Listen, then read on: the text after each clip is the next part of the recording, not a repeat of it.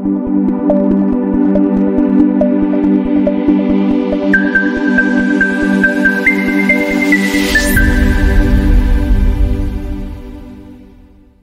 ہوں آپ کا فیسیلیٹیٹر، ایک نئی ویڈیو کے ساتھ حاضر ہوں۔ نمونیا، وائرس، بیکٹیریا اور فنگس سب نمونیا کا سبب بن سکتے ہیں۔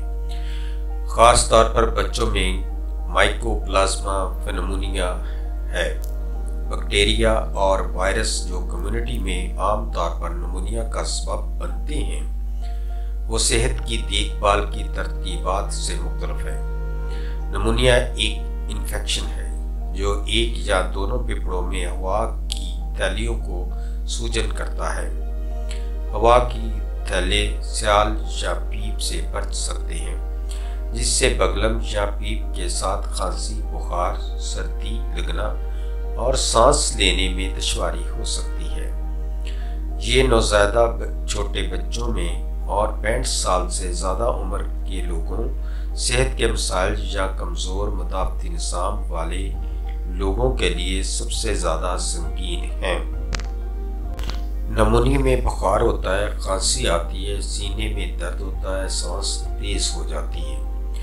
پسلیاں سانس کے ساتھ تیزی سے چلتی ہیں، پسلیوں کے نچلے حصے میں سانس کے ساتھ گڑھا پڑ جاتا ہے۔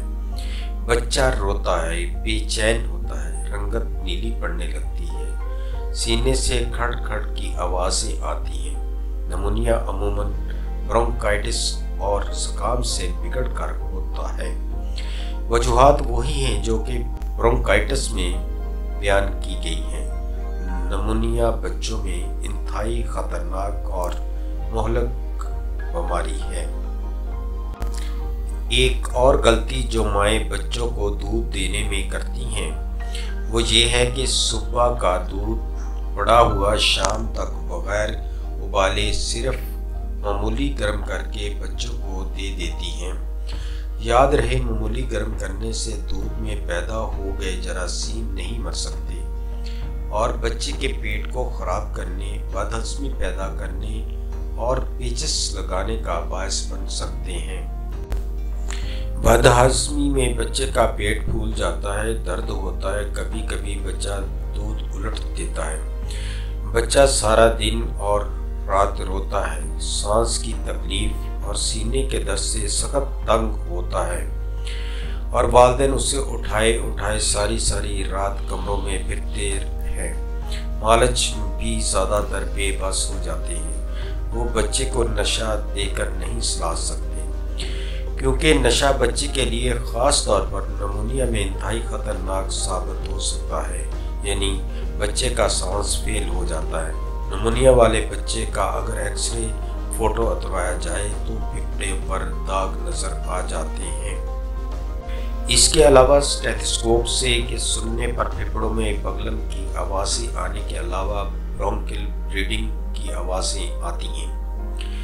بعض دفعہ نمونیا کا حملہ کم ہو جاتا ہے اور اوپر دی گئی علاماتیں نظر نہیں آتی، لیکن برونکل بلیڈنگ صاف سنائی جا سکتی ہے۔ نمونیا زیادہ تر نومبر اور دسمبر کے مہینے میں ہوتا ہے، لیکن اس پر کوئی بندش نہیں ہے۔ اکا دکا مریض ہر موسم میں نظر آتا ہے۔ اس مرض کے علاج میں اور برونکائٹس کے علاج میں بہت تھوڑا فرق ہوتا ہے۔ نمونیا کا علاج مندرجہ ذیل ادویات سے کیا جا سکتا ہے۔ اینٹی بائیوٹک ادویات: syrup drop erythromycin, syrup drop clarithromycin, syrup drop azithromycin. بچے کے وزن اور اپنے مالج کی ہدایت کے مطابق۔ اینٹی پیریٹک ادویات: syrup drop Panadol, syrup Brufen. یہ شربت اور ڈراپس ہر 6 گھنٹے بعد دیے جا سکتے ہیں۔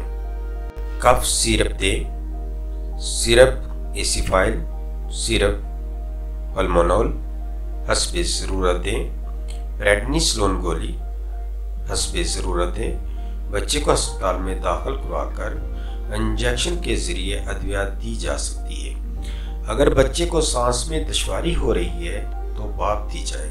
یہ دن میں 3 یا 4 دفعہ دی جا سکتی ہے۔ یاد رکھیں، ادویات اپنے مالج کی ہدایت کے مطابق استعمال کریں۔ اگر آپ کو میری یہ کاوش اچھی لگی ہے تو سبسکرائب، لائک اور شیئر کریں۔ شکریہ۔